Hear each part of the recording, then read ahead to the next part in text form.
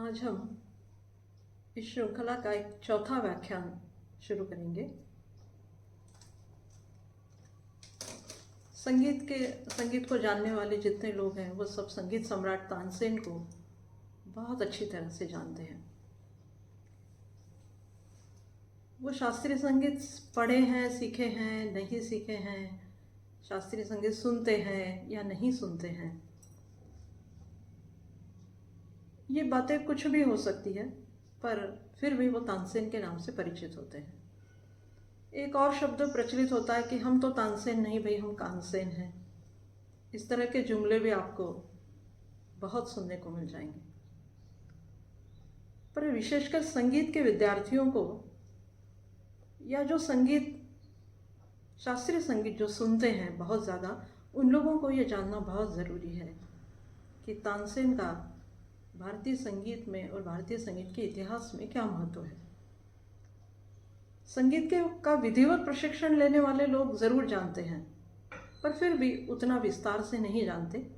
जितना पाठ्यक्रम में है, जितना अभ्यासक्रम में उनको बताया जाता है, उतना ही वो जानते हैं। तो आज हम थोड़ा सा, बहुत विस्तार तो नहीं क्योंकि समय का निर्धारित है हमारा, पर थोड़ा सा विस्तार से तानसेन के व्यक्तित्व को, उन्होंने क्या किया, वो कहाँ के हैं, इन सब बातों के बारे में थोड़ी थोड़ी जानकारी प्राप्त करेंगे। तानसेन के संबंध में बहुत सी जनश्रुतियाँ भी प्रचलित हैं। कई लोग सिनेमा को देखकर तानसेन के बारे में अंदाज़ा लगाते हैं। बैजू बावरा और तानसेन की आपस में कोई प्रतियोगिता हुई थी, उसका जिक्र पूरे सिनेमा में किया गया है, पर वो घटना कहाँ तक सही है ऐतिहासिक दृष्टि से, इस विषय में कोई जानकारी सामान्य लोगों को नहीं होती है। वाकई वो प्रतियोगिता उन दोनों में हुई थी या नहीं हुई थी, वो केवल सिनेमा में दिखाने का एक विषय हो सकता है, पर अन्यथा ऐसी कोई प्रतियोगिता उनमें हुई थी ऐसा इतिहास तो नहीं बताता। उसका कारण यह है कि तानसेन उम्र में बहुत छोटे हैं, बैजू उनसे उम्र में बहुत बड़े थे। ऐसे समय बैजू उनके गुरु की जगह पर थे, तो गुरु और शिष्य का आपस में प्रतिस्पर्धा होना कोई बराबर नहीं लगता। पर खैर, ऐतिहासिक दृष्टि से हम आगे उसको देखेंगे। सिनेमा में ज़रूर वो काल्पनिक एक दृश्य खड़ा किया जाता है और उसका आनंद लेने के लिए लोगों को वो कंपटीशन उनका बहुत देखने में मज़ा आता है। क्योंकि संगीत बहुत अच्छा है, इसलिए लोग उसको बड़े चाव से देखते हैं। पर आज हम तानसेन के विषय में थोड़ी ऐसी चर्चा करेंगे कि ऐतिहासिक तथ्य क्या कहते हैं, ऐतिहासिक साक्ष्य उनके बारे में क्या कहते हैं। संगीत सम्राट ऐसा उनको कहा जाता है। प्रायः संगीत में अभी तक किसी को संगीत सम्राट की उपाधि नहीं दी गई। अकेले तानसेन ऐसे हैं भारतीय संगीत के इतिहास में जिन्हें संगीत सम्राट तानसेन ऐसे कहा जाता है। कौन है तानसेन, कहाँ के हैं रहने वाले, किसके दरबार में थे, क्या गाते थे, कब तक जिंदा रहे, क्या क्या कार्य किया, इन सारी चीज़ों को हम बहुत परिचयात्मक दृष्टि से ही सही, पर उस पर थोड़ा प्रकाश डालने का प्रयत्न करेंगे। अब कौन है तानसेन, पहला प्रश्न है। तो राजा मानसिंह तोमर की रंगशाला के सदस्य तानसेन, या बांधवगढ़ नरेश राजा रामचंद्र सिंह बघेला के दरबारी संगीतज्ञ तानसेन, या मुगल सम्राट अकबर के नवरत्नों में से एक तानसेन, या वृंदावन के स्वामी हरिदास के शिष्य तानसेन, या पुष्टि मार्गीय वल्लभ संप्रदाय के गुसाई विठ्ठलनाथ जी के शरणांगत तानसेन, या पुष्टि मार्गीय कीर्तनाचार्य गोविंद स्वामी के शिष्य तानसेन, या मोहम्मद गौस के कृपापात्र तानसेन, या ब्रज के अन्य वैष्णव आचार्यों के शरणांगत तानसेन। इतनी जानकारी उनके बारे में इतिहास बताता है।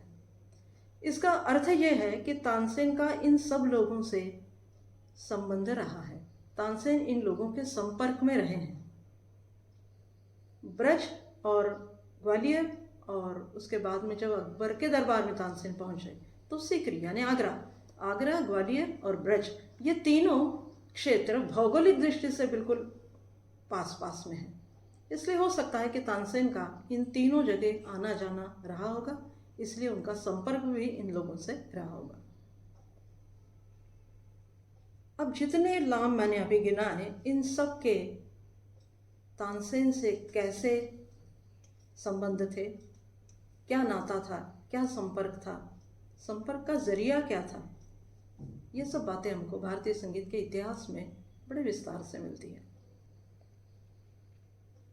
अब तानसेन का जन्म कहाँ हुआ, उनके माता पिता कौन, कितनी उम्र में उन्होंने संगीत सीखना शुरू किया, कब वो मानसिंह के दरबार में पहुँचे, कब उन्होंने ध्रुपद गायकी सीखी, किससे सीखी, ये सारी बातें किताबों में आपको, संगीत से संबंधित जो किताबें हैं उनमें वर्णन के तौर पर, एक माहिती के तौर पर मिल जाती है। हम थोड़ा सा उससे हटकर विचार करेंगे, क्योंकि उनका शैशव काल, उनका बचपन, ये सब बहुत ऐसी बातें हैं जो कोई भी पढ़कर जान सकता है। इसलिए आज हम वो बात करेंगे तानसेन के विषय में कि वो कब संगीतज्ञ बने, कब वो कवि कहलाए, कब वो ध्रुपद रचयिता कहलाए, कब वो नवरत्नों में से एक कहलाए। इन सारी बातों को हम थोड़ा सा जानने की कोशिश करेंगे। तानसेन जब मानसिंह तोमर के दरबार में पहुंचे तब उनकी उम्र बहुत कम थी, बहुत ज़्यादा नहीं थी। और मानसिंह के दरबार में बैजू, उस समय उनको नायक कहा जाता था, नायक बैजू, नायक बख्शू, नायक पांडवीय, नायक रामदास, मोहम्मद लोहंग, नायक पांडवीय, नायक कर्ण, ऐसे अनेकों संगीतज्ञ मानसिंह के दरबार में थे, जो गायन कला में तो सिद्धहस्त थे, पर शास्त्र, संगीत शास्त्र से भी उनका बहुत गहरा रिश्ता था, बहुत अच्छा संगीत शास्त्र जानते थे। शायद इसीलिए मानसिंह ने मानकुतोल की रचना करते समय इन सब लोगों से सहायता ली और फिर मानकुतोल रचा। अब ये सभी लोग तानसेन से उम्र में, अनुभव में, विद्या में, शास्त्र जानने में बहुत ज़्यादा महारथी थे, और इन सब का मार्गदर्शन तानसेन को मानसिंह के दरबार में रहते समय ज़रूर मिला होगा, इसमें कोई संदेह नहीं होना चाहिए, क्योंकि तानसेन की उम्र इतनी कम थी कि ये सब लोग उसके गुरु के जगह पर थे। बैजू और बख्शू का तो कहा जाता है कि उनसे तो तानसेन इतने ज़्यादा प्रभावित थे कि तानसेन की ध्रुपद गायकी पर पूरा बैजू का प्रभाव है, और तानसेन की ध्रुपद रचना पर नायक बख्शू का प्रभाव है। जितने श्रृंगार से संबंधित पद ध्रुपद तानसेन ने लिखे हैं वो सारे बख्शू के प्रभाव के तहत लिखे गए, ऐसा कहा जाता है। बख्शू ने अनेक ध्रुपद रचे और वो सारे श्रृंगारिक है, ये भी हम जानते हैं। सहस्रस नाम से बख्शू के जिन पदों का संग्रह हमारे यहाँ किया गया, उनके कुछ पदों को आप देखें और तानसेन द्वारा रचित कुछ पदों को आप देखें तो आपको तुरंत समझ में आ जाएगा कि तानसेन कितने बख्शू के ध्रुपद रचना के प्रभाव में थे। मतलब ध्रुपद रचना करना, ध्रुपद गायकी, ये दोनों तानसेन ने मानसिंह के दरबार में रहते हुए ही सीख ली थी, ये निश्चित है। एक और उनके दरबार में थे तान तरंग। ऐसा कहते हैं कि इस तान तरंग का भी तानसेन के व्यक्तित्व पर बहुत ज़्यादा प्रभाव था। उनके बारे में इतिहास से कहता है, उस तान तरंग के बारे में, कि तान तरंग के बेग को माई दरिया, राग रागिनी समस्त गुण भरिया। ऐसा कहते हैं कि राग रागिनी वाला जो प्रकार है ना, वो क्या है ये जानने में तान तरंग बहुत सिद्धहस्त थे। और ऐसा कहते हैं कि तानसेन ने इन्हीं से राग रागिनियों का प्रशिक्षण लिया था, ऐसा कहते हैं। पेखे संपूर्ण नैनी नाभि सुरतान, तान तरंग तार तान नीके जानत सुजान, ऐसा उनके बारे में कहा जाता है। तान तरंग की जो तान थी वो इतनी पेचीदा थी, और ऐसा कहते हैं कि तानसेन ने उन्हीं से ये तान के प्रकार सारे सीखे थे। बहुत दिनों तक तानसेन मानसिंह के दरबार में रहे, पर फिर भी उनकी उम्र उतनी बड़ी नहीं थी। सीखने में ही उनका ज़्यादा समय वहाँ व्यतीत हुआ। बजाय दरबारी गायक के एक सीखने वाले के तौर पर ही तानसेन का समय वहाँ व्यतीत हुआ। मानसिंह की मृत्यु होने के पश्चात उनके पुत्र थे विक्रमादित्य सिंह तोमर, वो राजगद्दी पर बैठे। पर विक्रमादित्य सिंह तोमर ना तो मानसिंह तोमर जितने पराक्रमी थे, ना उतने अनुभवी थे। इसलिए ग्वालियर की राज्यसभा बिखरने में बहुत ज़्यादा टाइम नहीं लगा। उनकी स्थिति भी ऐसी नहीं थी कि वो सारे संगीतज्ञों को, गायकों को राजाश्रय दे सके। इसलिए सारे दरबारी संगीतज्ञ मानसिंह के आसपास की रियासतों में, आसपास के शासकों के दरबार में जाने लगे।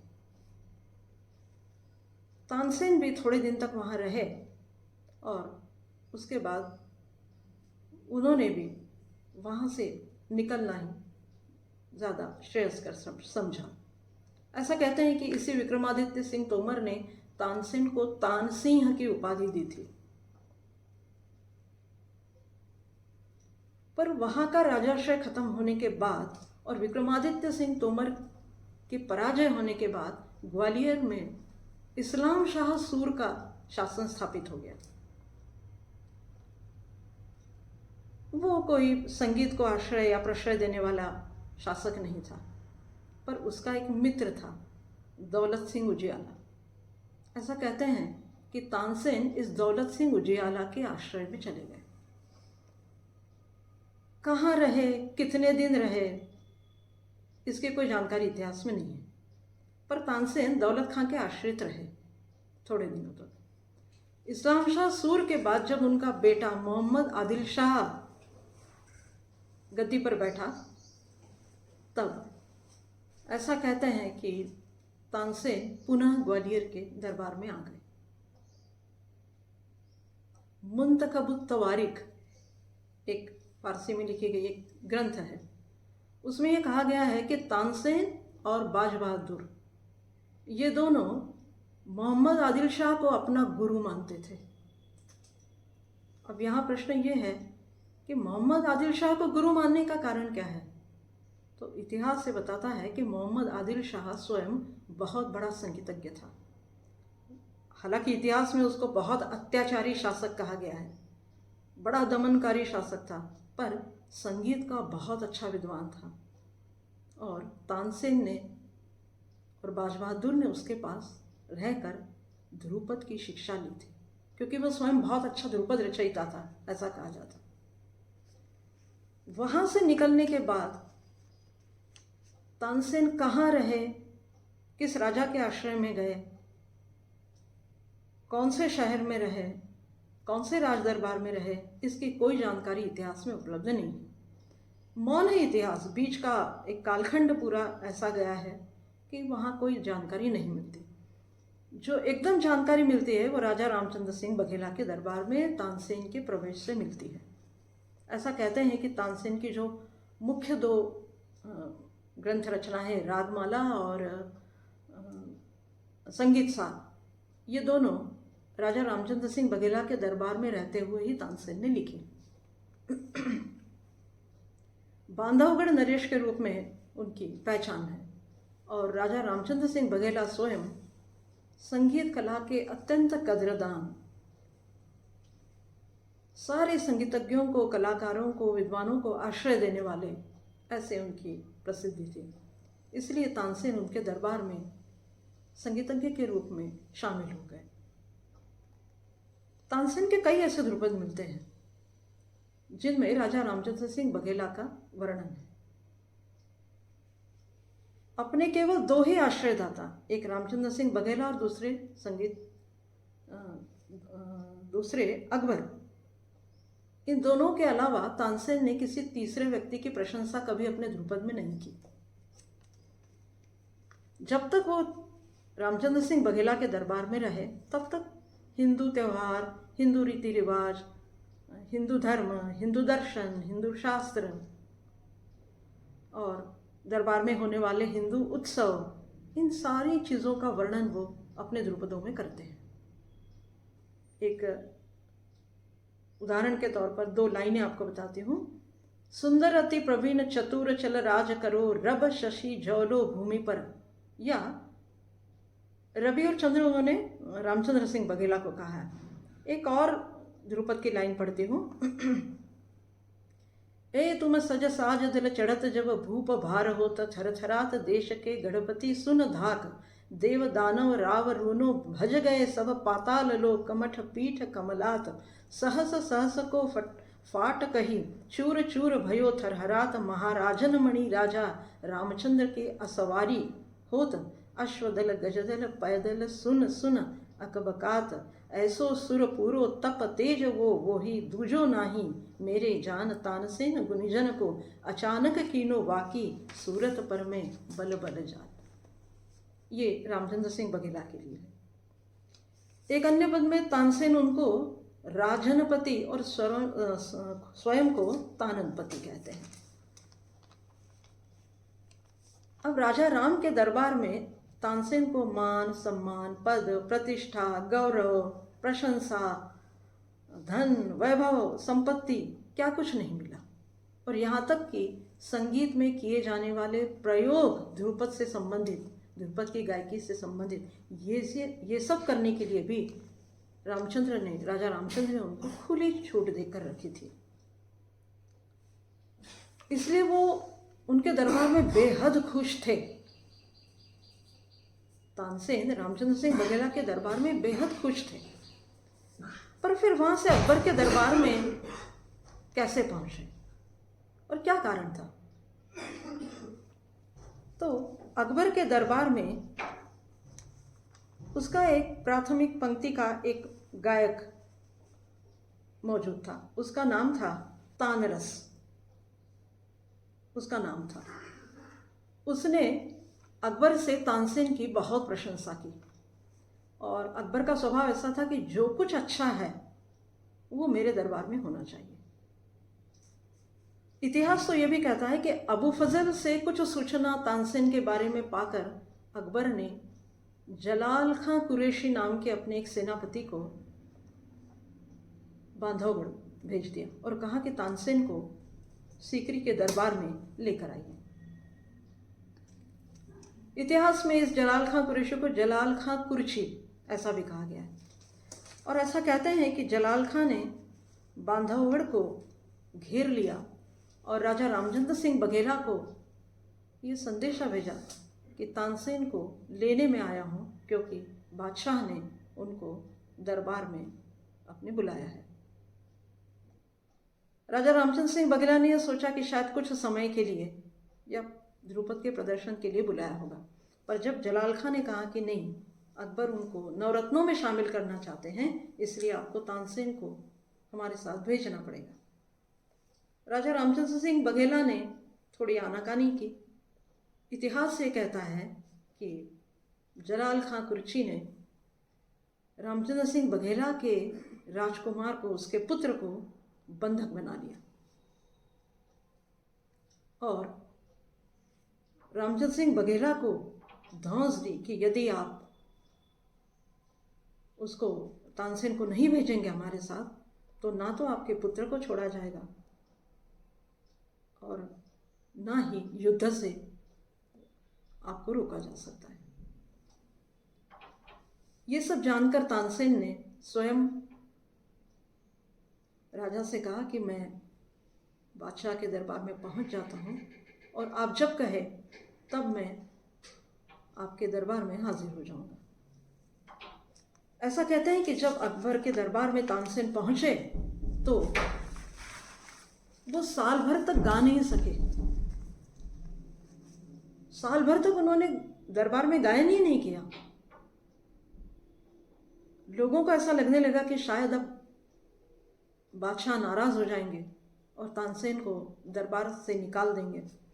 पर चूंकि अकबर बहुत उदार सम्राट था, कदर करना जानता था, वो ये भी समझता था कि तानसेन अलग परिवेश से मेरे दरबार में आए हैं। वहाँ का दरबार अलग है, वहाँ के रीति रिवाज अलग है, खान पान अलग है, सब कुछ अलग है, धर्म अलग है। जो लोग ये कहते हैं ना कि तानसेन ने इस्लाम स्वीकार कर लिया था, वो इस बात को थोड़ा सा समझे कि तानसेन ने कभी अकबरी दरबार में रहते हुए भी इस्लाम स्वीकार नहीं किया।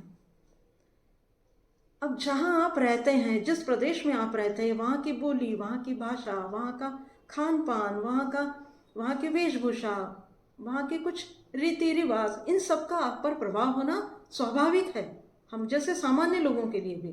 तो तानसेन इतने वर्ष, और वो भी कुछ बहुत बड़े पद पर रहने के बाद, यदि मुगल दरबार का उन पर असर ना हो, ये तो हो नहीं सकता है। चूँकि वो दरबारी गवैये थे, बादशाह के नवरत्नों में से एक थे, तो उसी तरह की वेशभूषा, मुगल वेशभूषा, उसी तरह की बोली, ये सब तानसेन के स्वभाव में, उनके व्यक्तित्व में आना स्वाभाविक था। उस कारण कुछ लोग उनको कह देते हैं कि इन्होंने इस्लाम स्वीकार किया, पर ऐसा नहीं। तानसेन अपने मृत्यु तक कभी उन्होंने इस्लाम स्वीकार नहीं किया, ये हमको बहुत अच्छे से जान लेना चाहिए। उस तरह की पगड़ी पहनना, उस तरह का फेटा बांधना, उस तरह का अंगरखा पहनना, ये सब दरबार की शान है, ये सब दरबार में रहते हुए करना पड़ता है। हम भी आज करते हैं, जहाँ जैसा ड्रेस कोड हो हमको मानना पड़ता है। वही तानसेन के बारे में, पर इसका अर्थ ये नहीं है कि उन्होंने इस्लाम स्वीकार कर लिया। पर साल भर तक तानसेन ने अकबर के दरबार में गायन नहीं किया। अकबर ने भी उनसे कुछ नहीं कहा, क्योंकि अकबर ये समझते थे कि वो जिस परिवेश से आए हैं उसको छोड़कर इस परिवेश में घुलना उनके लिए थोड़ा कठिन है, थोड़ी समय की मांग करता है। थोड़ा समय बीतने के बाद फिर तानसेन ने, कहते हैं कि दरबार में अपना गायन शुरू कर दिया। अब हम तानसेन के 2 रूपों के बारे में और चर्चा करेंगे। ये तो उनके अकबरी दरबार में प्रवेश तक की बात है। उनका जो सही, जहाँ वे संगीत सम्राट कहलाए हैं, वो जो स्थिति है, उसके 2 पक्ष इतिहास में हमको मिलते हैं। पहला है कवि तानसेन और दूसरा है संगीतज्ञ तानसेन। ऐसे 2 रूप हमको मिलते हैं। अब वो दरबारी संगीतज्ञ थे, इसलिए वो केवल संगीत ही जानते थे, इसलिए हमारे संगीत के इतिहासकारों ने उसकी चर्चा केवल संगीतज्ञ के रूप में की है। पर तानसेन बहुत अच्छे कवि थे। केवल ध्रुपद रचना की उन्होंने, इसलिए वो कवि थे ऐसा नहीं, वो वाकई बहुत अच्छे कवि थे। आज हमको हिंदुस्तानी संगीत के संगीत में, उत्तर हिंदुस्तानी संगीत में जो भी कुछ एक परंपरागत बंदिशें मिलती हैं ध्रुपद की, हम कह सकते हैं कि वो तानसेन की है। वो आधी अधूरी भी हैं, कहीं कहीं पंक्तियों में पुनरावृत्ति भी है, ये सब चीज़ें उसमें हैं। तो वो सारी रचनाएं तानसेन की हैं। संगीतज्ञ लोग जानते ही नहीं हैं, और ये परंपरागत है, ये परंपरागत बंदिश है, ऐसा कहकर उसको चलाते रहते हैं। पर वो तानसेन रचित बंदिशें हैं। अब संगीतज्ञों ने तो तानसेन को केवल ध्रुपद रचना करने वाला ऐसे करके लोगों के सामने रखा, पर तानसेन बहुत बड़े कवि थे, इसको इतिहास में लाने का श्रेय यदि किसी को दिया जाता है तो वो हिंदी साहित्य जगत को है। और हिंदी साहित्य जगत के जो कुछ गिने चुने ऐसे साहित्यकार हैं, ऐसे लेखक हैं, जिन्होंने तानसेन के विषय में कुछ कुछ ऐसी बातें लिखी हैं जो शायद संगीत जगत भी नहीं जानता। इन लोगों में कुछ विद्वान के मैं नाम आपको बताती हूँ, जिनकी किताबें विद्यार्थी वर्ग तो बिल्कुल पढ़ ही सकते हैं। वो है डॉक्टर दीनदयाल गुप्त, डॉक्टर विजयेंद्र स्नातक, डॉक्टर नर्मदेश्वर चतुर्वेदी, डॉक्टर प्रभुदयाल मित्तल और डॉक्टर हरिहर निवास द्विवेदी। ये ऐसे लोग हैं जिन्होंने तानसेन को कवि के रूप में इतनी ज़्यादा मान्यता दी है कि उनकी सारी रचनाओं को उन्होंने भक्तिकालीन कवि जो है हिंदी के, उनके समकक्ष रखा है। उनकी पद रचना में तानसेन की रचनाओं का शुमार कर दिया है।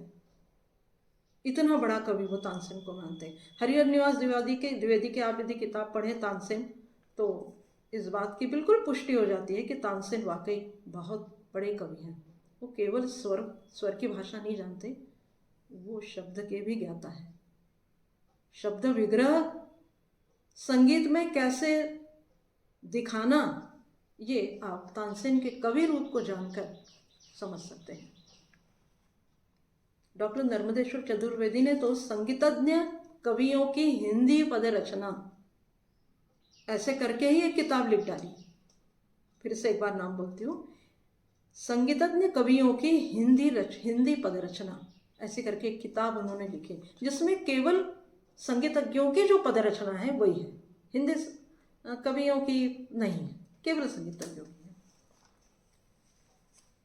अब एक जानकारी ये मिलती है कि ये हिंदी के जो साहित्यकार हैं इन लोगों ने तो लिखा ही है, पर तानसेन कवि हैं इसकी पहली जानकारी हमको कहीं मिलती है तो वो है तुज़ुक-ए जहांगीरी में। तुज़ुक-ए जहांगीरी में सबसे पहले ये उल्लेख मिलता है कि तानसेन केवल गायक नहीं, केवल संगीतज्ञ नहीं, वो बहुत बड़े कवि हैं। तानसेन ने जो जो पद रचनाएं की अपनी, वो कुछ स्फुट रूप में, अलग अलग पद के रूप में भी हमको मिलती है, और रागमाला और संगीत सार में तो मिलती ही है। ये दो ही उनके ऐसे ग्रंथ हैं जो हमको प्रमाणित माना जाता है इतिहास में उसको, और उनके नाम से ये रचना है ऐसा कहा जाता है। पर जो इधर उधर बिखरे हुए पद लोगों ने इकट्ठे किए हैं वो ही अपने आप में इतने प्रगत और इतने सुंदर हैं कि उसको देखकर आप ये जान सकते हैं कि तानसेन कितने बड़े कवि हैं। शब्द से खेलना संगीतज्ञों के लिए थोड़ा कठिन होता है ऐसा मानते हैं, पर हम ये देखते हैं कि पुराने ज़माने में या तानसेन के समय में संगीतज्ञ का कवि होना आवश्यक था। इसीलिए हमारे यहाँ वाग्यकार की परिभाषा आती है। संगीत में वाग्यकार ऐसे ही नहीं बनाया गया, नायक गायक के साथ साथ उसका कवि होना बहुत ज़रूरी है। और ये शुरुआत हम देखते हैं संगीत सम्राट तानसेन से चली आ रही है, तो तानसेन कवि नहीं है ऐसा हम कभी कह ही नहीं सकते।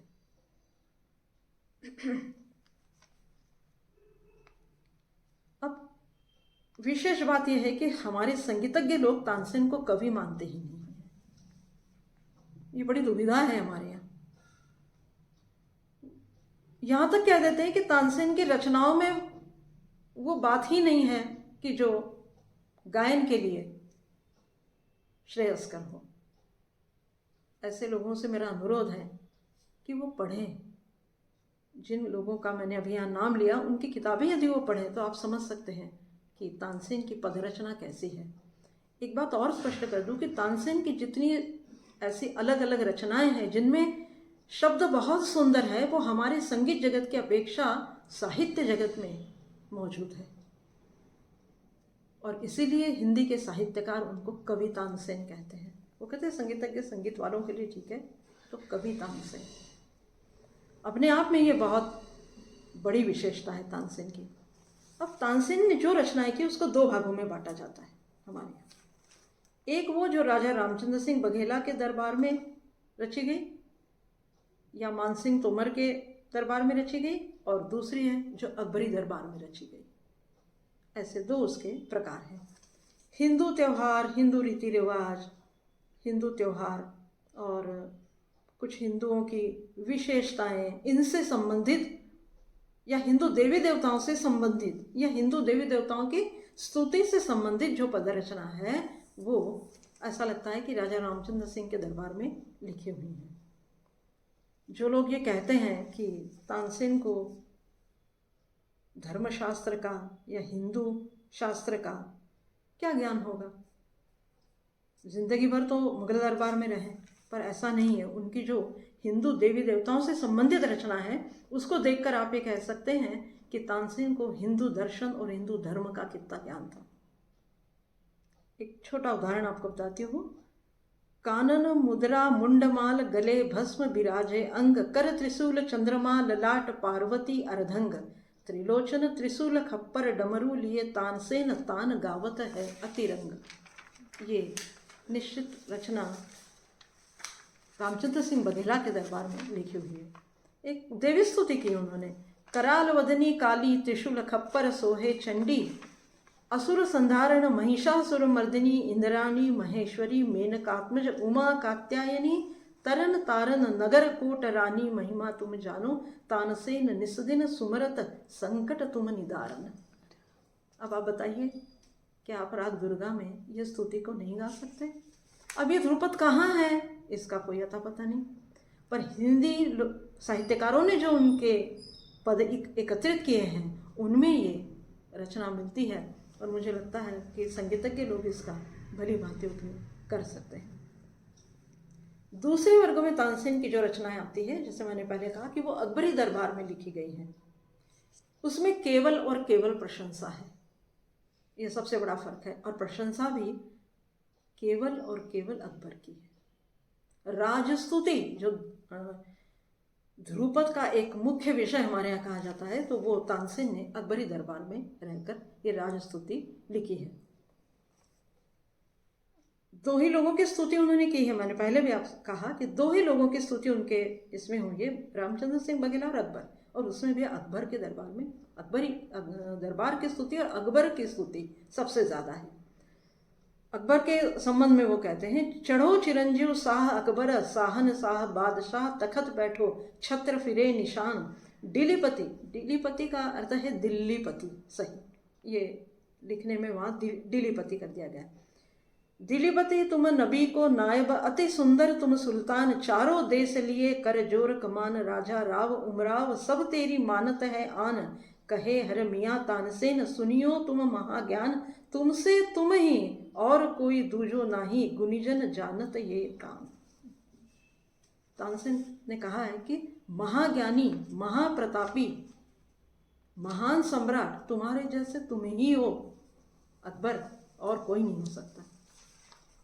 कई बार ये लगता है कि मुगल दरबार में रहकर तानसेन ने जो ये इतनी स्तुति की है, ये उनकी विवशता है। जिसकी रोटी खा रहे हैं उसके गुण गाना आपके लिए बहुत ज़रूरी है, और इसीलिए ध्रुपद में इस तरह की राजस्तुति के पद आपको बहुत मिलेंगे। तानसेन ने ऐसे बहुत लिखे हैं पद। अब एक पद आपको और दिखाती हूँ, उसको देख के आपको ऐसा लगेगा कि ये राजा रामचंद्र सिंह बघेला के दरबार में लिखा गया है, पर गाया गया अकबरी दरबार में। उसका गायन वहाँ नहीं हुआ, क्योंकि उस पद में दोनों नाम आते हैं। आनंद भयो आज कियो बीजे, घर घर मंगल चार, अनेक गज तुरंग साजे, नौबत नगारे बाजे, गज तुरंग साजे सवार, तत वितत घन सुशिर, नाना विध बाजे सुरपति के द्वार, ब्रह्मा वेद पढ़े नारद मुनि गावे, राजा रामचंद्र के द्वार। अब आप देखिए, ये पूरी हिंदुओं से संबंधित रचना लगती है और रामचंद्र का नाम है, पर अंतिम पंक्ति देखिए क्या है। कहे तानसेन सुनो शाह अकबर, दशहरा सुफल होई तिथि बार। इसका सीधा अर्थ ये है कि ये रचा गया बांधवगढ़ के दरबार में और गाया गया अकबरी दरबार में, और इसलिए तानसेन को अंत में ये लाइन जोड़ना पड़ी, तानसेन सुनो शाह अकबर, क्योंकि उसका गायन वहाँ किया गया। तानसेन ने बहुत ज़्यादा गायन अकबरी दरबार में ही किया है। अनेक पद में संगीत की पारिभाषिक शब्दावली तानसेन के पदों में हमको दिखाई देती है। तानसेन केवल संगीत का गेय पक्ष जानने वाले संगीत सम्राट है ऐसा नहीं है, वो बहुत बड़े संगीत शास्त्री भी हैं। उनके कई पदों में संगीत के ऐसे पारिभाषिक शब्द आपको मिलेंगे। प्रकृति वर्णन और कृष्ण वर्णन, ये तानसेन के और ध्रुपदों के दो विषय हैं। केवल राजस्तुति ये तानसेन का वो तो है ही, पर केवल वो नहीं है। तानसेन कवि है ना, तो तानसेन ने और भी लिखा है। तानसेन ने प्रकृति वर्णन बहुत सुंदर किया है, कृष्ण स्तुति परक वर्णन बहुत सुंदर किया है। इसलिए हिंदी साहित्यकार तानसेन की रचनाओं को दो भागों में बांटते हैं। वो कहते हैं एक काव्य प्रधान है और एक गेय संगीत प्रधान है। जो काव्य प्रधान रचनाएं हैं वो हिंदी साहित्य में गिनी जाती है, और उनकी जो गेय रचना है वो संगीतज्ञ लोगों ने अपनाए हुए संगीत जगत में प्रसिद्ध है। बैजू, बख्शू, तानसेन, ये जो सारे लोग हैं ये संगीतज्ञ कवि कहे जाते हैं। और जो ब्रजमंडल के गायक हैं जिनकी चर्चा हमने पिछले व्याख्यान में की थी, अष्टछाप या भक्ति संप्रदायी जो कवि हैं, वो सारे काव्य प्रधान संगीतज्ञ कहे जाते हैं। वो भी संगीतज्ञ हैं। देखिए, वो संगीतज्ञ भी हैं और हमारे संगीतज्ञ कवि भी हैं। ऐसे दोनों, मतलब हिंदी साहित्यकारों ने उनको दोनों तरफ रखा है कि जो संगीतज्ञ हैं वो उत्तम कवि हैं, और जो कवि हैं, भक्त हैं, वो उत्तम संगीतज्ञ हैं। और इसका उदाहरण माने अष्टछाप या वैष्णव संप्रदाय आप कह सकते हैं। और इसीलिए उन दोनों का आपस में मेलजोल, उनका संपर्क और दोनों की रचनाओं का एक दूसरे के साथ मिलान होना, ये हमको इतिहास में दिखाई देता है। क्योंकि जब हम इतिहास पढ़ते हैं तब ये बार बार कहा जाता है कि स्वामी हरिदास से तानसेन की भेंट का जो प्रसंग वर्णित किया जाता है भारतीय संगीत के इतिहास में, वो ऐसे ही नहीं है। क्योंकि तानसेन बार बार ब्रजमंडल जाते थे, बिल्कुल नज़दीक है सीकरी से। सीकरी में मुगल सम्राट का दरबार और ब्रजमंडल में कृष्ण का दरबार, इसलिए बार बार तानसेन ब्रजमंडल में जाते थे। सूरदास से मिलते थे, कुम्भन दास से मिलते थे, गोविंद स्वामी से मिलते थे, स्वामी हरिदास से मिलते थे, गोसाई विट्ठलनाथ जी से मिलते थे। इन सबसे उनका संपर्क था। और तानसेन केवल जाते नहीं थे, वहां जाकर संगीत की शिक्षा लेते थे। स्वामी हरिदास का प्रसंग संगीत के इतिहास में बहुत ज़्यादा प्रचारित हो गया है, इसलिए हम कह देते हैं तुरंत। पर स्वामी हरिदास से भी तानसेन का ज़्यादा संबंध पुष्टि मार्गी वैष्णव संप्रदायों के भक्त कवियों से भी रहा है, जिनमें सूरदास, गोविंद स्वामी और विट्ठलनाथ जी, गोसाई जी, इनसे तो तानसेन के बहुत ही संपर्क, बहुत ज़्यादा संबंध उनसे रहे हैं। उनके बारे में एक कथा कही जाती है कि तानसेन जब ब्रज में एक बार गए और गोसाई विट्ठलनाथ जी के यहाँ पहुँचे, दोपहर का समय था। विट्ठलनाथ जी से मिलने के बाद उन्होंने आग्रह किया कि तानसेन, आप तो बहुत बड़े गवैये हैं, आप बादशाह के गवैये हैं, इस ब्रज के बादशाह को, मतलब कृष्ण को, कुछ सुना कर जाइए। ऐसा कहते तानसेन ने एक धमार सुनाया। थोड़ी देर में वहाँ गोविंद स्वामी आ गए। तो विट्ठलनाथ जी ने उनसे कहा, तानसेन, अब आप हमारे यहाँ की धमार सुनिए। गोविंद स्वामी को उन्होंने आग्रह किया धमार गाने का, और गोविंद स्वामी ने वो धमार गाया। वो इतना सुंदर गाया, एक तो शब्द बहुत सुंदर। विट्ठलनाथ जी ने तानसेन से पूछा गोविंद स्वामी का गायन होने के बाद कि कहो तानसेन, कैसा लगा धमार? तो तानसेन का उत्तर था कि गोसाई जी, ये तो मखमल के आगे टाट होत है। आप समझ गए होंगे कि ये तो गायन ऐसा है कि कोई मखमल का कपड़ा आपके सामने रखा जाए, उसके सामने टाट रखा जाए, क्या तुलना होगी क्या दोनों की? वैसे गायन है कि गोविंद स्वामी का गाना तो मखमल है और मेरा गाना तो उनके सामने टाट है। ये प्रसंग पुष्टि मार्गीय वार्ता साहित्य जो है, 84 वैष्णवन की वार्ता और 252 वैष्णवन की वार्ता, ये उनके यहाँ काफ़ी प्रसिद्ध ग्रंथ है। उसमें भी ये वार्ता अंकित है। पर इनमें से समझने का केवल इतना ही है कि वो गायन, वो शब्द इतना सुंदर था कि तानसेन भी थोड़ी देर के लिए ये सोचने पे मजबूर हो गए, विवश हो गए कि काश मेरे धमार की रचना भी, मेरे धमार के शब्द भी इतने सुंदर होते। तो तानसेन पर इसीलिए कहा जाता है कि वो गोविंद स्वामी के बाद में बार बार संपर्क में आए तानसेन। उस शब्द संपदा को, उस शब्द सुगंध को लेने के लिए तानसेन ने कई बार ब्रज की यात्राएं की। तभी तो हिंदी साहित्यकार उनको कवि कह सके। इसलिए वैष्णव संप्रदाय और तानसेन आपस में बहुत जुड़े हुए हैं। स्वामी हरिदास का प्रसंग हमको इसलिए ज़्यादा मालूम है कि वो हमारे इतिहास में दिया गया है, भारतीय संगीत के इतिहास में वो बताया गया है, इसलिए उनसे सब लोग परिचित हैं। कई बार अकबर को जब तानसेन ब्रज से आते थे तो दरबार में उनका जब गायन होता था तो वो कुछ अलग तरह का होता था। अकबर समझ जाते थे। अकबर बड़ा पारखी व्यक्ति था।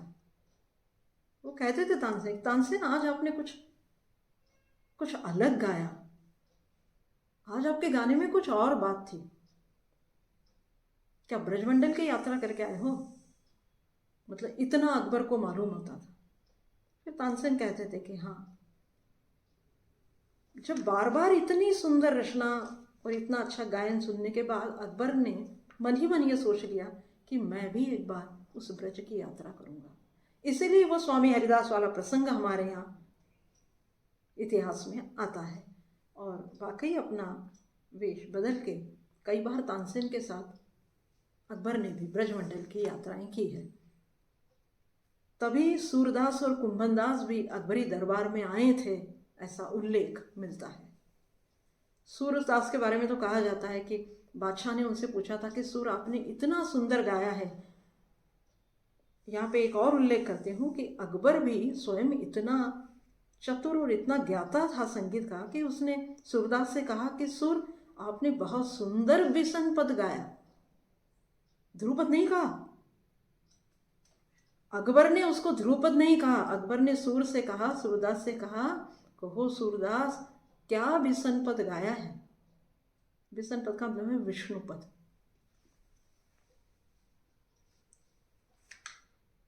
भक्त कवियों की जो रचना है वो विष्णु पद कहलाती है और संगीतज्ञ कवियों की जो रचना है वो ध्रुव पद कहलाती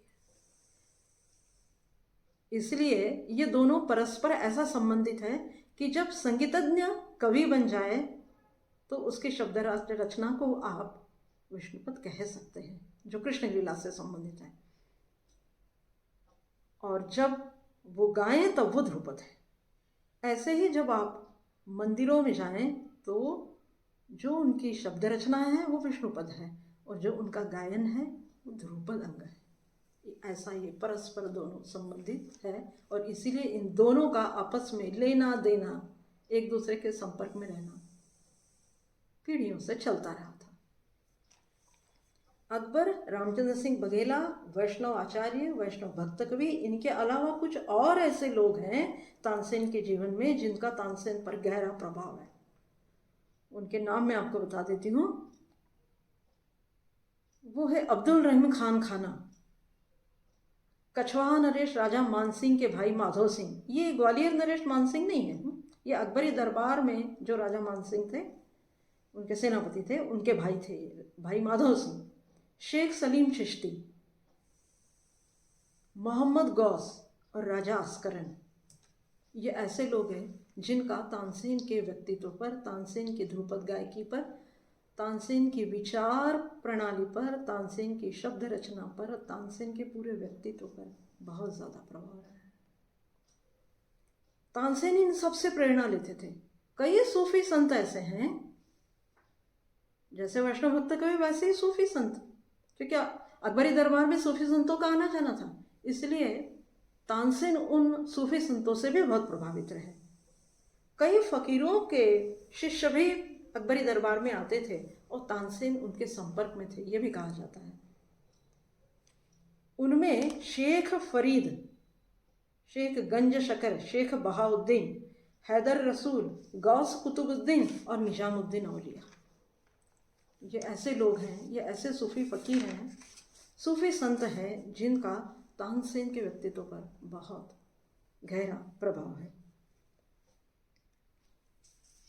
तानसेन अकबर के दरबार में अलग अलग प्रसंगों पर गायन करते थे। दरबारी महफिलें सजती थी अकबर के दरबार में।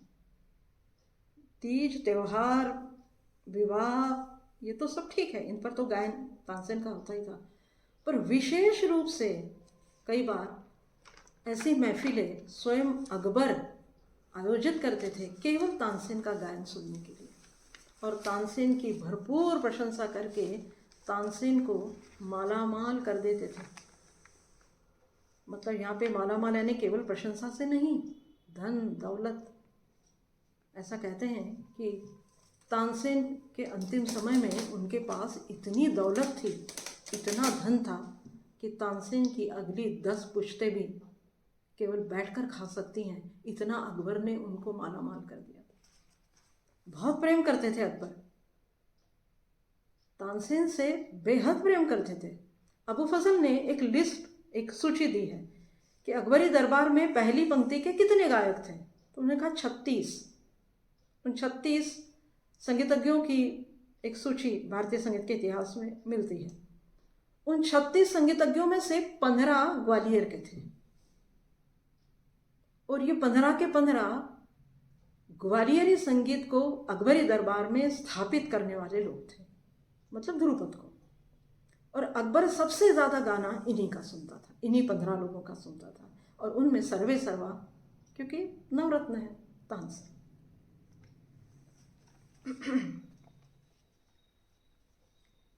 अब अकबर का तानसेन के केवल गायन पे प्रेम था ऐसा नहीं है, उनके संगीतज्ञ रूप पर ही उसका प्रेम था ऐसा नहीं है। जहां जहां अकबर जाते थे वहां वहां तानसेन को अपने साथ ले जाते थे।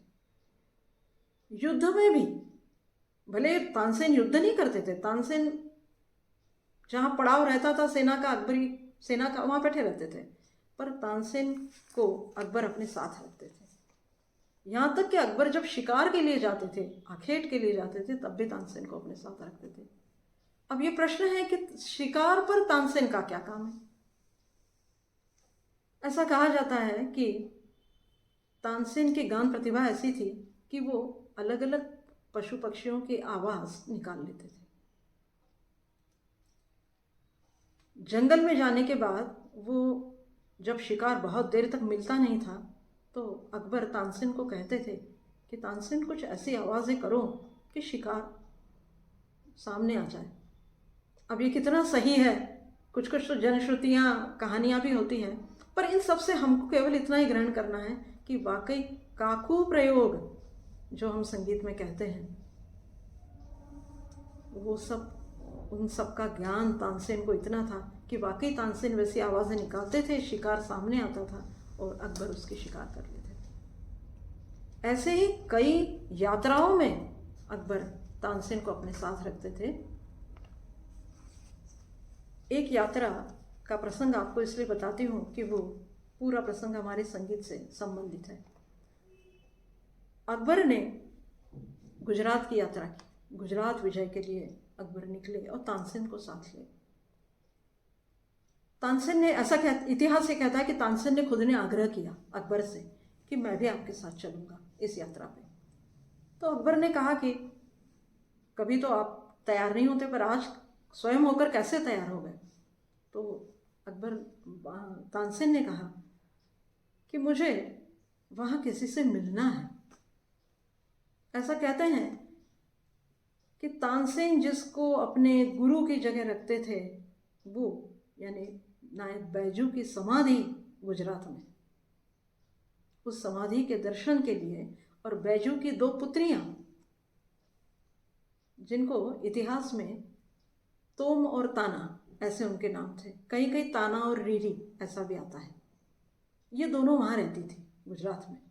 उनसे मिलने के लिए तानसेन अकबर के साथ गुजरात यात्रा पर गए, और ऐसा कहते हैं कि तानसेन ने बैजू की समाधि के दर्शन किए, वो ताना से और तोम और ताना से मिले, उनका गायन सुना, समाधि के समक्ष मौन होकर बैठ गए, और फिर आकर बादशाह से उन बैजू की उन 2 पुत्रियों के गायन की तारीफ की। अब जैसे तानसेन को अकबर लाए थे, वैसे ही अब अकबर के मन में पुनः ये उठने लगा कि तोम और ताना भी मेरे दरबार में आनी चाहिए। सीकरी पहुंचते ही उन्होंने तानसेन से कहा कि तानसेन, आपको उन दोनों बैजू की पुत्रियों को अकबरी दरबार में लाना है। ये काम तानसेन के लिए बहुत कठिन था। तानसेन को संदेह भी था कि शायद ये काम अकबर मुझे ही सौंपेंगे, और वाकई तानसेन को वो फरमान जारी हो गया जिसको शाही फरमान कहा जाता था, मतलब ऑर्डर, आप ना नहीं कर सकते उसको। तानसेन पुनः गुजरात गए, बैजू की पुत्रियों को समझाया। वो आने को तैयार नहीं थी, जानती थी, क्योंकि हिंदू थी, वो जानती थी अकबरी दरबार में हम नहीं रह सकते, पर तानसेन की मर्जी की खातिर वो आने को तैयार हुई। बड़े लवाजमे के साथ वो पालकी में बैठी, तानसेन के साथ सीकरी आई, उनके डोले पालकी जिसमें वो बैठी थी वो नीचे उतारे गए, और तानसेन ने बादशाह से कहा कि हाँ, तोम और ताना आपके दरबार में हाजिर हो जाएंगे थोड़ी देर में। ऐसा कहते हैं जब वो डोले खोले गए, जब वो पालकियाँ पर्दा हटाया गया, तो तोम और ताना वहाँ पर मृत अवस्था में थी। और ये कहा जाता है कि वहाँ कटार थी, बर्छी थी, उन्होंने अपनी लीला स्वयं बर्छी अपनी छाती में घोंप कर समाप्त कर ली। एक मुगल शासक के दरबार में रहना, और हम महिलाएं हैं, पता नहीं कैसा व्यवहार होगा, इस डर के मारे, इस भय से वो तानसेन के साथ आई ज़रूर, पर दरबार पहुंचने से पहले उन्होंने अपना जीवन समाप्त कर लिया। ऐसा कहते हैं कि तानसेन भयंकर दुखी हो गए इस प्रसंग से, और वे कई दिनों तक यही मानते रहे कि मेरे कारण मेरे गुरु की पुत्रियों का करुण अंत हो गया। ऐसी जानकारी इतिहास में हमको मिलती है। अब ये कुछ पद तानसेन के ऐसे हैं कि जहाँ ये विवशता आपको बिल्कुल दिखाई देती है, पर चूंकि शाही फरमान होते थे इसलिए तानसेन को वो मानना भी ज़रूरी होता था।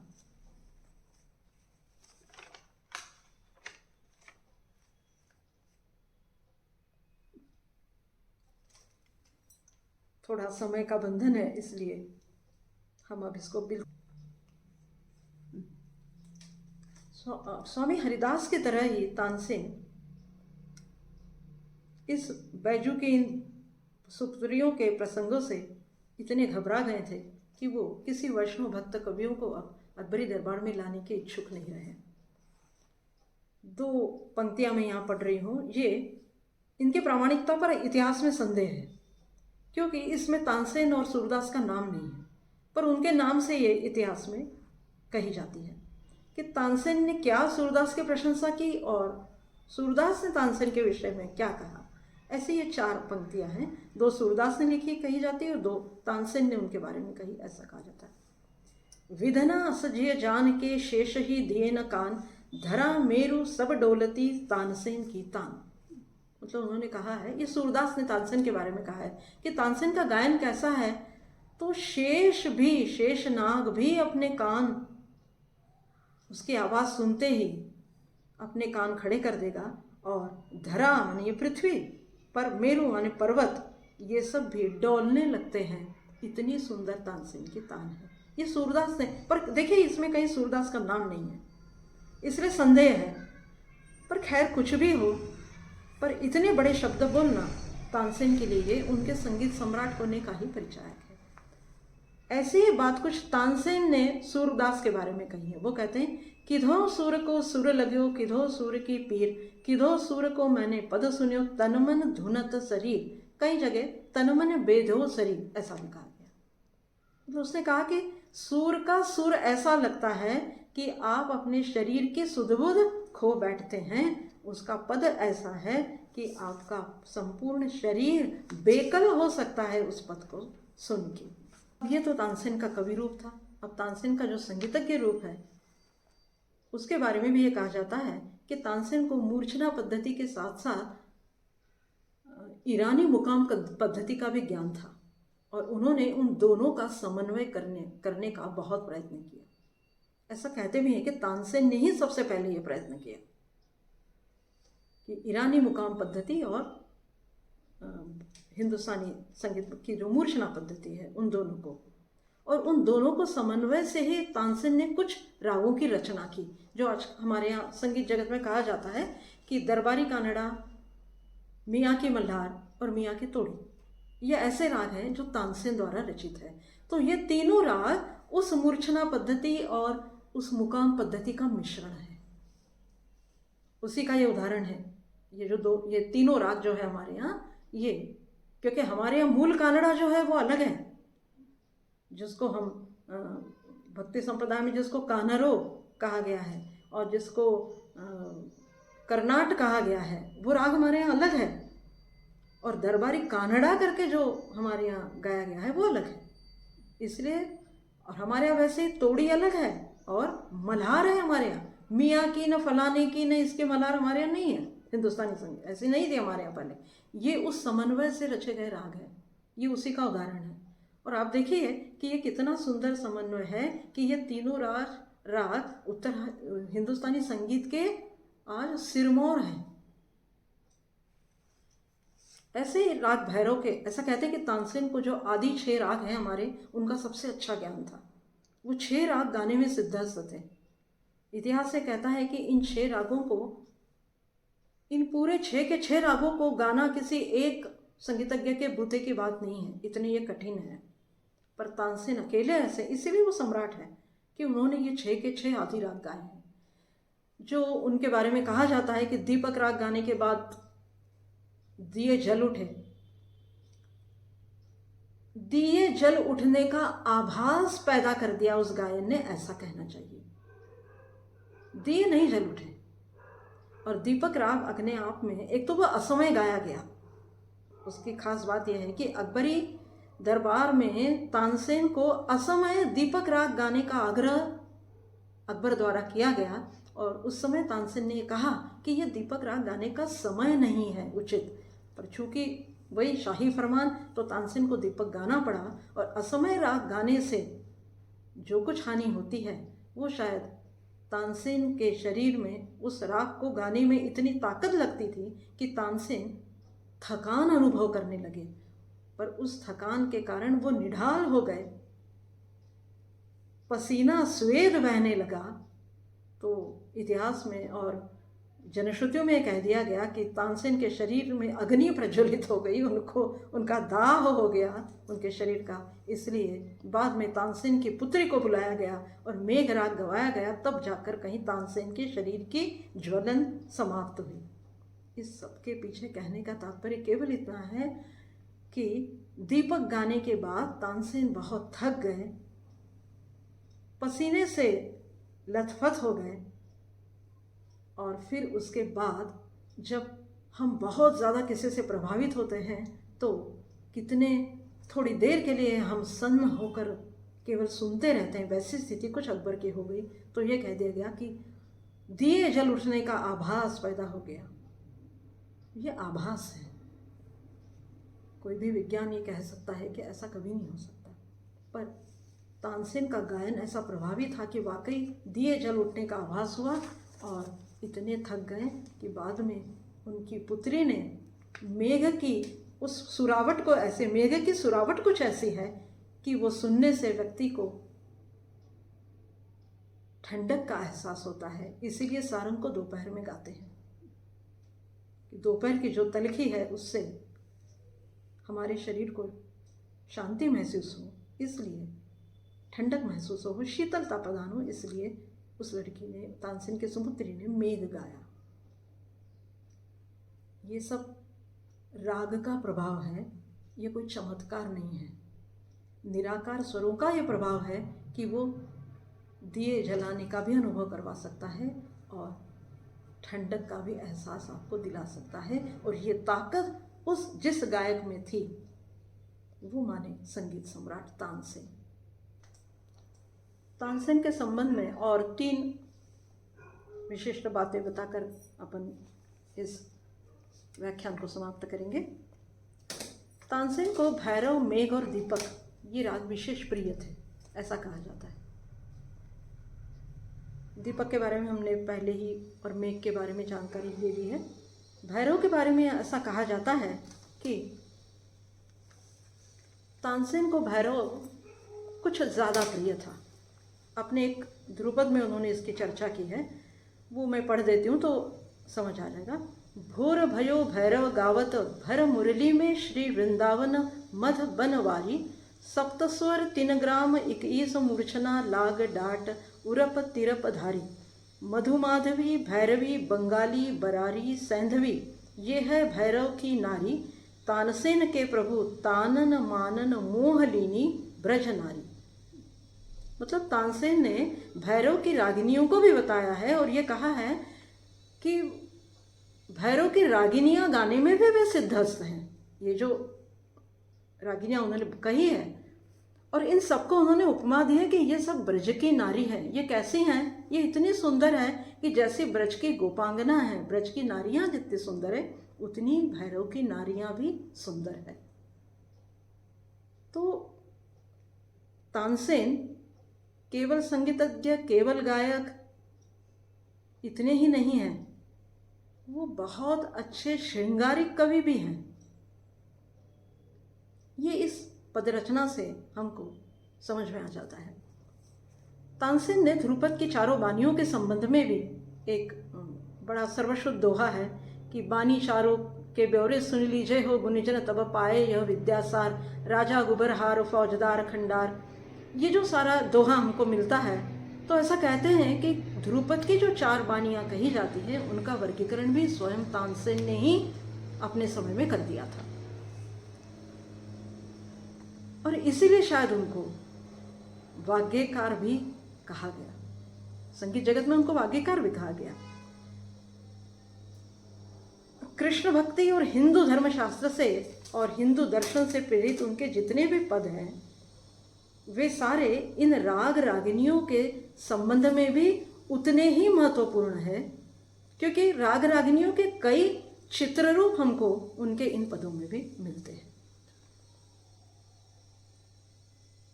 अब हम थोड़ा सा उनके कौन से पद उन्होंने कहाँ गाए और उनकी वंश परंपरा कैसे चली और आज वो किस स्थिति में है और उनकी मृत्यु फिर कैसे हुई। तो पहले हम ये समझ लें कि तानसेन की कलात्मक और प्रयोगात्मक जो गायन है वो अकबरी दरबार की देन है। शास्त्र शुद्ध भाषा मर्यादित जो गायन है वो मानसिंह तोमर और रामचंद्र सिंह बघेला की देन है और उनके भक्ति रसपूर्ण गायन जो है वो ब्रज के सर्वे सर्वा कृष्ण और वैष्णव आचार्यों की देन है। इन तीनों से तानसेन ने अपने व्यक्तित्व को इतना समृद्ध किया, तभी वो संगीत सम्राट कहे गए। अब उनके अंतिम समय और उनकी वंशावली, हम वंश को इसलिए बाद में लेंगे कि तानसेन की मृत्यु कैसे हुई वो हम यदि पहले जान ले तो ज़्यादा मुझे लगता है ठीक होगा। कि तानसेन का अंतिम समय अकबर दरबार में व्यतीत हुआ। ऐसा कहते हैं कि अंतिम समय के पहले अबू फजल ने ये लिखा है कि एक 15 वर्षों उनकी मृत्यु के पहले उनकी आवाज़ थोड़ी कर्कश हो गई थी और वे थक गए थे। वो अपने साथ सहायकों को लेते थे और फिर गायन दरबार में करते थे। फिर भी 15 साल गायन किया। आवाज़ और सहायकों की सहायता लेने के बाद भी वे 15 साल तक अकबरी दरबार में गाते रहे। अबू फजल ने यह कहा कि उनकी मृत्यु 26 अप्रैल 1589 में हुई। ये अबू फजल का कहना है। पर इस विषय में एक अकबर का दोहा भी हमको मिलता है और उसमें ये लिखा गया है कि बिरबल और तानसेन इन दोनों की मृत्यु आसपास ही कहीं तो भी हुई है, आगे पीछे हुई है। उसमें यह कहा गया है कि पिथला सो मजलिस गई तानसेन सो राग, हसीबो रमीबो बोलीबो गए बिरबल साथ। इसका अर्थ यह है कि अकबर ने यह कहा है कि मेरे नवरत्नों में से बिरबल गए तो मेरी दरबार की मजलिस मतलब सभा, राजसभा ही मेरी खत्म हो गई। मेरे राजसभा के निर्णय प्रभावित होने लगे, मेरी राजसभा की चर्चाएं खत्म हो गई और तानसेन मेरे दरबार से गए तो पूरा राग ही मेरे दरबार से चला गया। अब मैं कितना हंसूं, कितना अपना मन किसी और चीज़ में रममान करने की कोशिश करूं, कितना बोलकर अपना दुख हल्का करूं, पर वो नहीं हो सकता क्योंकि बिरबल और तानसेन दोनों एक साथ मेरी दरबार से विदा हो गए। अकबरनामा एक किताब है जिसने तानसेन की मृत्यु के विषय में कुछ दिया है। उन्होंने कहा कि अकबरी शासन के 34वें वर्ष में, मतलब अकबरी शासन दरबार का जब 34वां वर्ष था तब तानसेन की मृत्यु हुई। तो वो समय था संवत 1646 और तानसेन की मृत्यु आगरा में ही हुई। और बाद में वो अकबरनामा ये भी कहता है कि यमुना के तट पर ही तानसेन का अंतिम संस्कार किया गया। और चूंकि उनका ब्रज में आना जाना था और वो ग्वालियर के थे, इसलिए अकबर ने उनकी स्मृति में बाद में ग्वालियर में उनका समाधि स्थल का निर्माण किया, जहाँ पर आज का तानसेन समारोह होता है। ये वही जगह है जहाँ पर तानसेन की समाधि है, वो अकबर द्वारा निर्मित है। ऐसा कहते हैं कि तानसेन जब गए तब उनकी उम्र करीब 80 वर्ष थी और उनकी जब अंतिम यात्रा निकाली गई तो ऐसा कहते हैं कि शाही ठाट बाट से वो अंतिम यात्रा निकली। और वो ऐसे निकाली गई अंतिम यात्रा जैसे किसी सूफी संत फकीर की यात्रा निकलती। बादशाह ने उनको, अकबर बादशाह ने उनको इतना सम्मान दिया कि वो अंतिम यात्रा भी उसी तरह से निकाली गई। अकबर ने तानसेन की मृत्यु के पश्चात उनके एक शिष्य चांद खां और उनके एक पुत्र सूरत सेन को अपने दरबार में दरबारी गायक रख लिया और वो अंतिम समय तक अकबरी दरबार में गाते रहे, राजाश्रय प्राप्त करते रहे। अब आज की स्थिति यह है कि तानसेन के जो वंशज है वो सेनिया घराने के कहे जाते हैं, जो कालांतर में अलवर और रामपुर घराने के प्रतिनिधि मान लिए गए और वहीं जाके वो बस भी गए। अब तानसेन का जो पुत्र वंश है वो रबाबिया कहा जाता है और तानसेन का जो पुत्रियों का वंश है वो बिनकार कहा जाता है। मतलब तानसेन के पुत्र के जो वंश में पैदा हुए पीढ़ी है वो सब रबाबिया कहलाती है और तानसेन की पुत्री में जो जिन्होंने जन्म लिया वो सारे बिनकार कहलाते हैं। क्योंकि तानसेन के जो दामाद थे उनका नाम था मिश्र सिंह और ये मिश्र सिंह कालांतर में इन्होंने इस्लाम अपना लिया था, ऐसा भी कहा जाता है।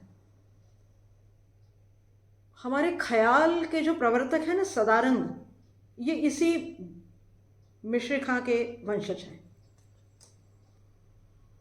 तानसेन के जो वंशज है उन्होंने बाद में अपनी बहन के वंशजों के देखा देखी ये ख्याल गायकी अपना ली, इसलिए वो हमारे यहाँ ख्याल का रामपुर घराना बन गया।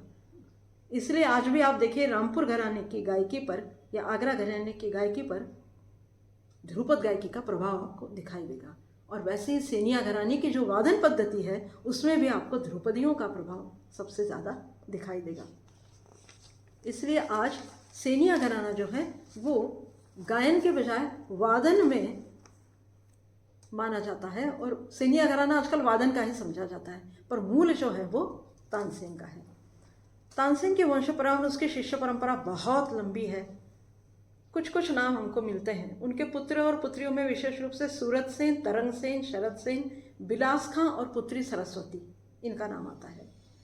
और उनके शिष्यों में, उनके पर शिष्यों में जो नाम आते हैं वो है रसबीन खां, राजरस खां, मसीद खां, जाफर खां, प्यार खां, बासत खां, अमीर खां, हैदर खां, बहादुर खां, सादिक अली, निसार अली, शौकत अली, मोहम्मद अली, कासिम अली और अमृत सेन, बहादुर सेन और निहाल सेन, ये हिंदू हैं। ये इनके नाम आज तानसेन की वंश परंपरा में गिने जाते हैं।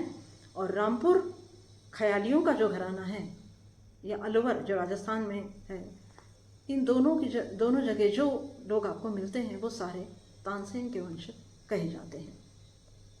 आज इतने वर्षों के बाद भी तानसेन की वंश परंपरा जीवित है, पर विशेष बात यह है कि उनमें से संगीत सम्राट आज कोई दिखाई नहीं देता, क्योंकि तानसेन ने जो प्रयोग किए, तानसेन ने जो संगीत का पोषण किया, तानसेन ने जो प्रयोग किए, जो एक नया अध्याय संगीत के इतिहास में तानसेन ने गढ़ा, उस ऊंचाई तक उनके वंशज पहुँचे हो ऐसा लगता नहीं। इसीलिए आज कोई संगीत सम्राट तानसेन नहीं, वो केवल और केवल अकेले हैं हिंदुस्तानी संगीत में, संगीत सम्राट तानसेन। इसी के साथ हम विराम लेते हैं।